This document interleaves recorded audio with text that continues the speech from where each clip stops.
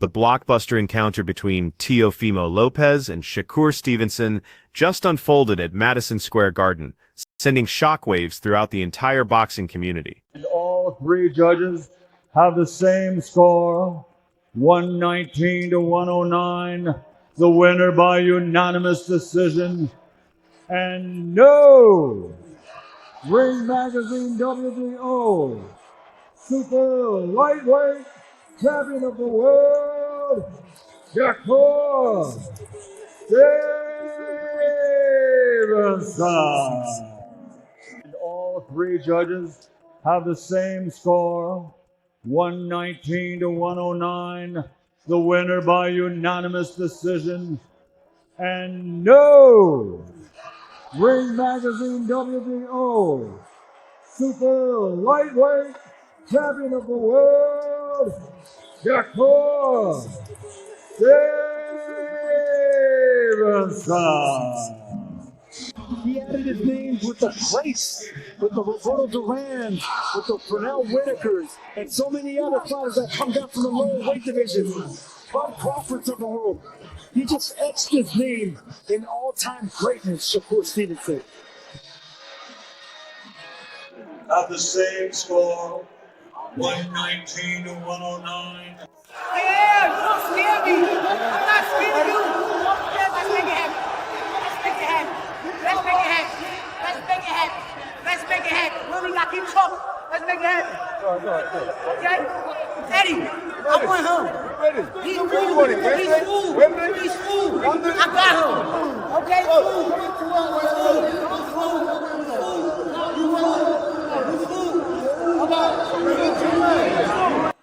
His feet too slow. You know he's looking for one shot. He's doing that just one shot. Where you go for that? Keep that jab on him, champ. Keep that jab on him, champ. His feet too slow. His feet too slow. There you go. Jab, jab. There you go.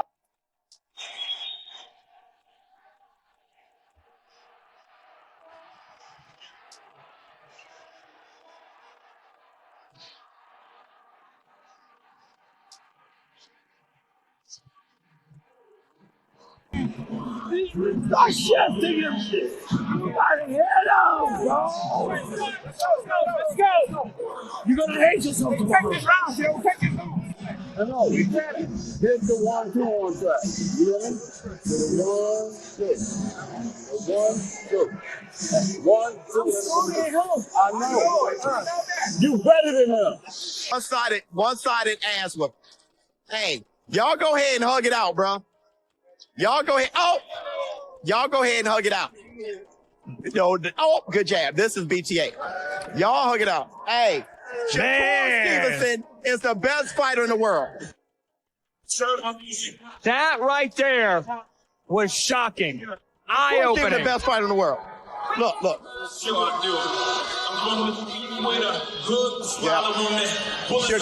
Shakur came at his ass. Best fighter in the world. I'm standing on business.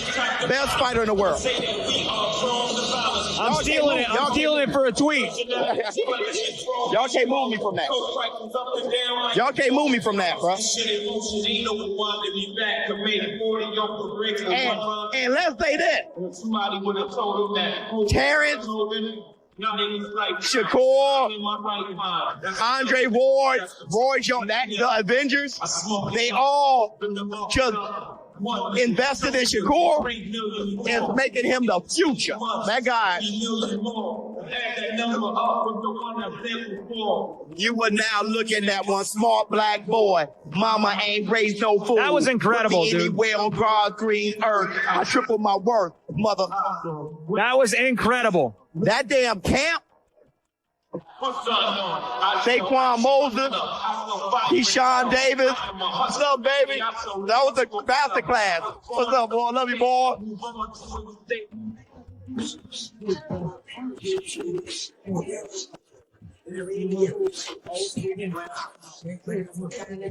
Oh, let's hand punch Shakur. Let Shakur come to you as well. That's it, man. That's it. That's it. You can sit here and be like, oh, Ron is throwing the pom-poms for Tio. Oh, he's doing all this stuff. Oh, yeah. No, I've called all this.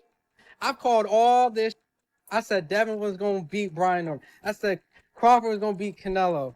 I said, listen, Shakur gonna press Teofimo Lopez, and he's gonna try to break him mentally. Y'all call me. You can say whatever you want. You can rewind the track. Ooh, rewind that. I called it to the T. You can call me glazing, bias, all that stuff, whatever you want. All I know is I told you. I called it. I said it. Shakur's gonna win, and he gonna press it. And I give Tio props, man. Just because you lose to Shakur don't mean nothing, dude. In hindsight, this is gonna age well. This is just gonna age well. And Tio beat Lomachenko. He beat Josh Taylor, right? He beat those two guys. He's arguably probably gonna be in the Hall of Fame. This is no disrespect to Teofimo Lopez at all. But at the end of the day, you cannot fool my eyes. If Shakur was getting cooked, he's getting cooked. I said Tio was beating him. He had a couple rounds. He was having success to the body. I called it before. A lot of people probably thought. And then he did it again. Then he won the round. Then he did it again. He won the round again going to the body. So Tio made adjustments. He has a great right hook. Crawford's trolling over there. But it's not even... Oh, my goodness. I mean... They didn't even touch it. Where's the Vaseline? Oh, my God. Yeah, it's not good. This kid is being failed tonight when you see something like that, though. That's not right. No, I agree. But let me ask you this. Let me throw a difficult question at you, right? Yeah. At one point, he's a grown man. It's tough. It's a father. I get it. But at one point, as a man, does he have to make a choice? Other people have done it. We've seen other fighters. Roy Jones, one of the great fighters, did it when he left his father, when he felt he had to. We've seen fighters do it. When they felt they had to leave their father, they did. And, at what point does it become his responsibility to take control over that part of his life and make a decision and say, hey, Dad, I still love you, but I got to get somebody else here to train me. Well, he did do that with Joey Gamache, and maybe they didn't gel and get along, the father and Gamache, but Gamache was let go, I believe, after the Lomachenko fight. I think, to answer your question, but obviously it's that point now, if not too late. But I think it's past that point. Yeah. But I mean, like at some point, you can't just blame the father. You got to say, well, the son allowed it to continue. This fight, man. Tio's a bump. Tio, you not from nigga. Easy work, man. February 21st, come watch me massacre Oscar Duarte, man. Y'all gonna have to see us win it forever. What's forever? Richardson, what's the aftermath from Shakur tonight? Just overall everything. I told y'all, man, 9-3, man. But I mean, Tio lucky. I didn't know did they give him a round? Fucking bum. Let's see out of here. What you think of this fight? What's your reaction of it? Man, let me tell you, Shakur moved so well. He won every round, and he was just a step ahead with quickness and just with, just the plan himself. Great plan coming in, and he did well. Congratulations to him. He won all the rounds? Is that what you're saying? He won all 12 rounds? Well, maybe he lost one, but he won the majority of rounds. At what time did you realize that this was just going to be Shakur taking over the whole fight? After the fourth round. After the fourth round? Yeah. Teofimo, it seems like he couldn't just get it going. Like he just tried differently going up and down. The counters were getting him. Yeah. What could he done differently tonight? I don't know. It's difficult to box against a great mover like that. And, he tried. He definitely tried. His dad was emotional. So he wanted him to do better. But, this is boxing. And if you look at Shakur as a type of fighter who go to welterweight and challenge like Devin Haney, Ryan Garcia, those fighters as well too, and beat them. Yeah, he has that possibility. He can do that. I don't know about moving up weights and different things because I'm a heavyweight, but he does it well. Connor, well, what was that about right there? What was Shakur saying to you in there? If he wants it, he can get it next. Right. Ultimately, I ain't scared or worried about him. Well, what did you think? What did you think of his performance? Yeah, no, it was a great performance. He performed really well. But ultimately, I ain't worried about him. All right, I appreciate your time. I got my son. Hi, Eddie. Love you. This is what it's all about. Stanley, what you think of the fight? Amazing fight. Teofimo is my guy. I've always been a fan of Shakur. And I think that Shakur put on a clinic tonight. Least amount of risk. Been able to put his skill set into fruition all night. The jab was leading. You could tell the difference in skill set. And that was the difference to me that made the fight. It wasn't about grit. It wasn't about heart. It was about sheer talent. And Leading up to this epic battle, the sport's most credible analysts shared their forecasts, creating a deeply divided landscape of opinions. Antonio Tarver outlined a fascinating blueprint for Lopez's success, emphasizing how the title holder's optimal strategy demanded fully embracing his risk-taking mentality from the first bell.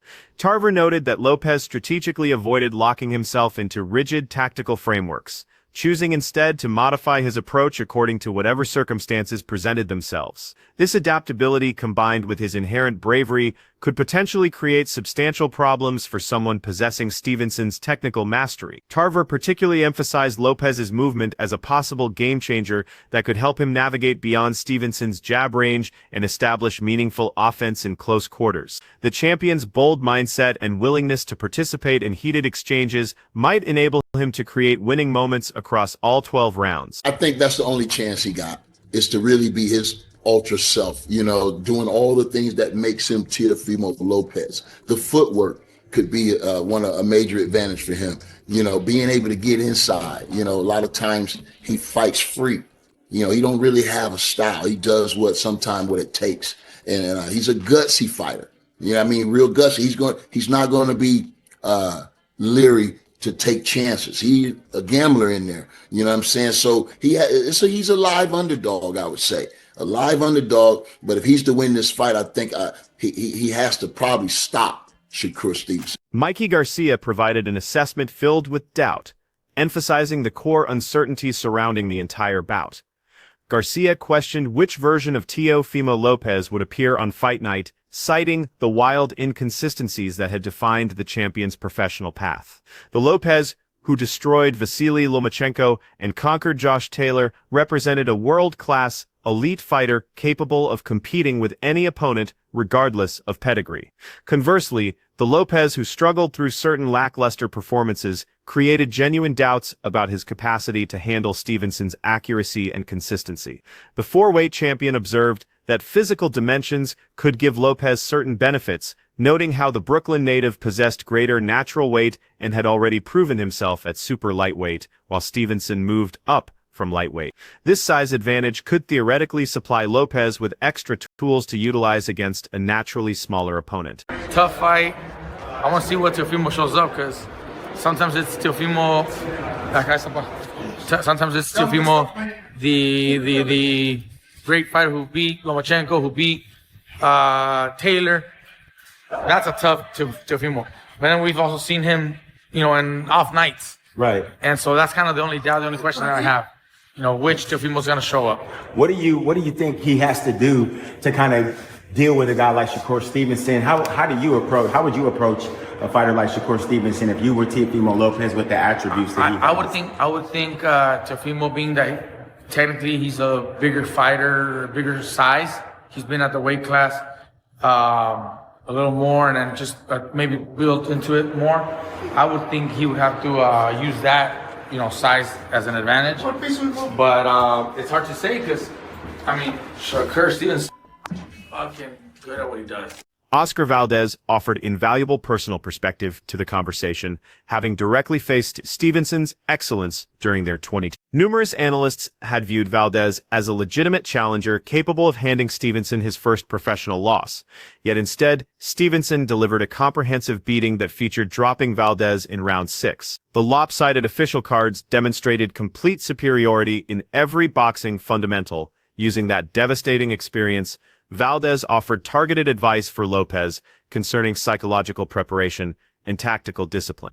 He emphasized how Stevenson's methodology created enormous frustration for challengers, and succumbing to that frustration had spelled disaster for numerous fighters who faced him before. If we go off paper, I would say Shakur Stevenson, but I would hate to say that because I can see Teofimo Lopez doing the opposite. And then it's going to be like, I thought, people, Oscar Valdez thought Shakur was going to win and Teofimo won. He was like, no. I think Teofimo Lopez 50-50 fight, in my opinion. Because, Teofimo's been proving it before. And I got to emphasize this, if someone can pull it off, it's definitely Teofimo Lopez.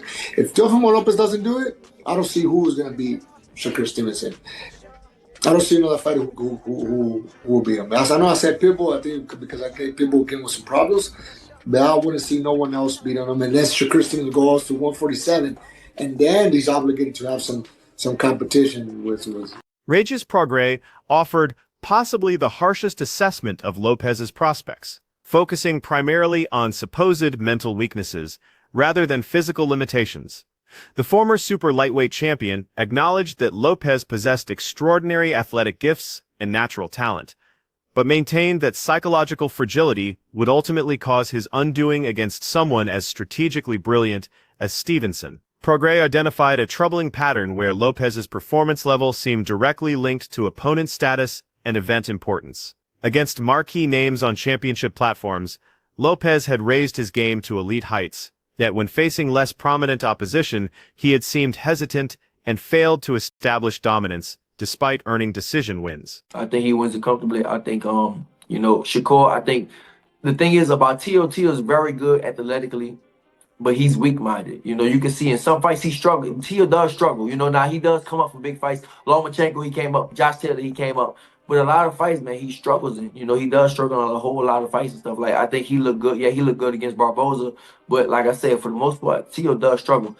And I think he struggles mentally with a lot of things. But I think with Shakur, I think Shakur's going to break him. I think maybe the first two or three rounds, it might be a close fight. It might be close. It might be 2-1 or something like that. But then after that, I feel like, Shakur is probably going to start stepping up and Tio's going to try to hit him and it's not going to work. And then Shakur might start. The thing about Shakur is a very good, a real good counterpuncher, really sharp. Real sharp with the counterpunch.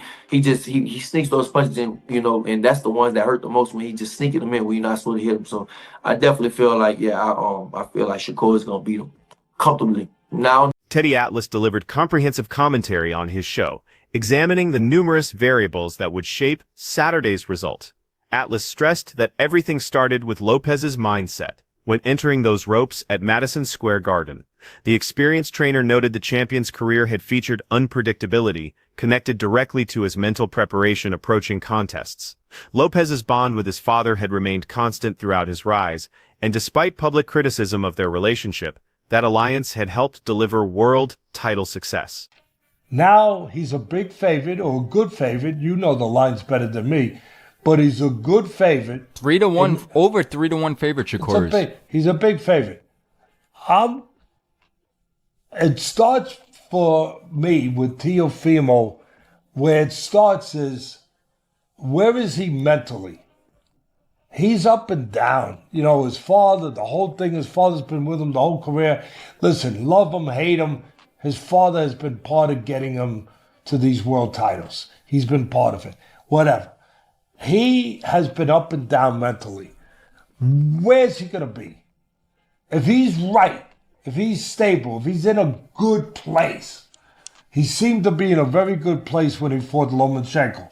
If he's in a good place, I think this could be the first time that Shakur Stevenson has somebody who can match him with athletic ability. Pure ability, pure speed, quickness, quick twitch, athletic ability that can match him. Josh Taylor contributed meaningful perspective from direct experience after surrendering his undisputed crown to Lopez via unanimous verdict approximately 3 years earlier. The Scottish warrior, who was regarded as the division's premier talent when they clashed, shared a candid evaluation of Lopez's power that could have shocked observers. Taylor significantly minimized the champion's punching force, arguing Lopez didn't possess devastating finishing ability despite his impressive physical presence. The former title holder remembered taking Lopez's hardest blows without feeling genuine damage, mentioning he had encountered much stronger punchers throughout his journey. Josh, do you rate Shakur? And if you do, how much do you rate him? Yeah, I think he's very good. He's very smart. He's very technical as well. You know, he's quite sound defensively as well. He's quite good with defense and moving off the ropes and using his feet and his boxing IQ to keep his opponent sort of at bay and at the end of his range and fight his kind of fight, which is kind of slowing the pace down and being a more of a technical fight. So yeah, I think he's a very good operator, high class operator. He's obviously in the gym with Terence Crawford and being mentored with him and all that as well. So yeah, I think he's a very good fighter. We might see the similar thing with Tito here, what we saw with Conor Benn in the second fight, actually showing some patience and a bit of boxing. So you never know, but I just think if it comes down to a boxing match and the way the two of their natures are, and from watching the two of them, I think that Tito will eventually revert back to his old self, which will eventually start coming forward and jumping in and stuff. So I can see quite a comfortable win for Shakur, to be honest, in the end. Eddie Hearn shared his outlook on what fans should expect.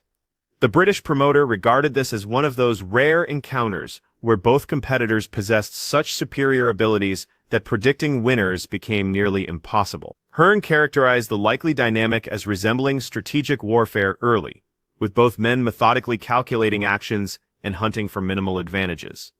According to Hearn, both Lopez and Stevenson brought pinpoint accuracy and smart movement that promised compelling tactical battles. He expected scorecards could prove extremely challenging for officials, with many rounds potentially too competitive for clear decisions. Who do you fancy? I think it's a great matchup. I think that Shakur wins, but I also think it's a very tough fight. Two very talented, two great athletes, two very tricky customers.